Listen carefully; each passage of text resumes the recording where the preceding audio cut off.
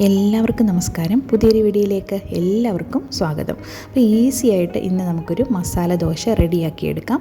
അപ്പോൾ ഇതിന് വേണ്ടിയിട്ടുള്ള മസാല റെഡിയാക്കിയത് കഴിഞ്ഞൊരു ദിവസം ഒരു വീഡിയോ കണ്ടായിരുന്നല്ലോ, മസാല കൊഴുക്കട്ടയുടെ ഒരു വീഡിയോ. അപ്പോൾ ഇത് കാണാത്തവരൊക്കെ ആണെങ്കിൽ ഒന്ന് കണ്ടു നോക്കണേ. അന്ന് ഞാൻ പറഞ്ഞിരുന്നു ആ ഒരു മസാല കൊണ്ട് നമുക്ക് 2-3 റെസിപ്പീസ് റെഡിയാക്കിയെടുക്കാം. അപ്പം വീഡിയോസ് ഒത്തിരി ലെങ്തായിട്ട് പോകുന്നത് കൊണ്ട് ഞാൻ വേറൊരു വീഡിയോ ആയിട്ട് അപ്ലോഡ് ചെയ്യാമെന്ന് പറഞ്ഞിരുന്നു. അപ്പോൾ ആ ഒരു വീഡിയോ ആണ് കേട്ടോ. അപ്പോൾ നിങ്ങളിത് കണ്ടു നോക്കുക. അപ്പോൾ നമുക്ക് ഈസി ആയിട്ട് പെട്ടെന്ന് തന്നെ റെഡിയാക്കുന്നതാണ്. അപ്പോൾ നിങ്ങൾ മസാലയൊക്കെ റെഡിയാക്കുന്ന സമയത്ത് കുറച്ചേറെ റെഡിയാക്കുകയാണെങ്കിൽ, നമ്മളിപ്പോൾ ഒരു വിരുന്നുകാർ വരുന്ന സമയത്താണെങ്കിലും പല വിഭവങ്ങൾ നമുക്ക് റെഡിയാക്കാൻ പറ്റും. അപ്പം നിങ്ങളോർക്കും ഈ മസാല ഒരേ ടേസ്റ്റ് വരത്തില്ലേ?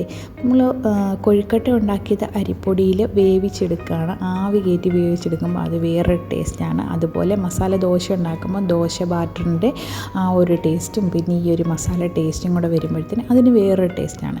രണ്ടും ഡിഫറെൻ്റ് ആയിട്ടുള്ളൊരു ടേസ്റ്റാണ്. അപ്പോൾ ഈ ദോശ റെഡിയാക്കുന്നതെന്ന് വെച്ച് കഴിഞ്ഞാൽ കല്ലിൽ ഇതുപോലെ ഇങ്ങനെ പരത്തിയിട്ട് നമ്മൾ നെയ്യ് ഒഴിച്ച് കൊടുത്തിട്ടുണ്ടായിരുന്നു. നെയ്യ് ഒഴിച്ച് കൊടുക്കുമ്പോൾ തന്നെ ആ ഒരു ദോശയ്ക്ക് നല്ലൊരു മണവും പിന്നെ അതൊരു ക്രിസ്പി ആയിട്ട് വരുമ്പോഴത്തെ നല്ലൊരു ടേസ്റ്റുമാണ്. പിന്നെ നമ്മൾ മസാല വെച്ച് കൊടുക്കും. ചിലരാണെങ്കിൽ ഇത് മസാല ഫുൾ കവർ ചെയ്ത് വെക്കുന്നതായിരിക്കും.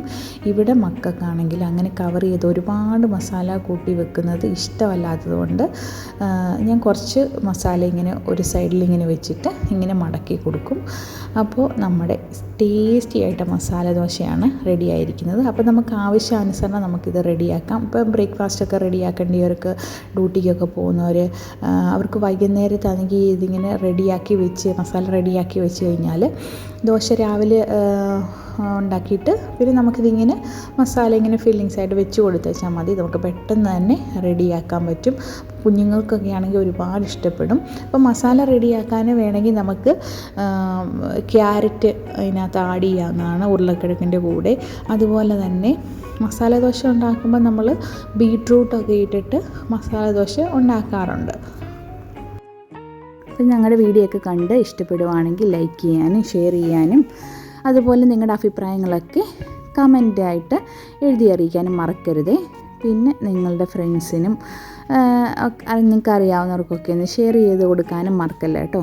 ഈസി ആയിട്ട് പെട്ടെന്ന് നമുക്ക് റെഡിയാക്കാൻ പറ്റുന്ന കുറച്ച് വിഭവങ്ങളും പിന്നെ കുറച്ച് വിശേഷങ്ങളൊക്കെ ആയിട്ടാണ് ഞാൻ വീഡിയോസൊക്കെ ചെയ്യാറുള്ളത്. അപ്പോൾ ഇതുവരെ സപ്പോർട്ട് ചെയ്ത എല്ലാവർക്കും ഒത്തിരി താങ്ക്സ്. Thank you.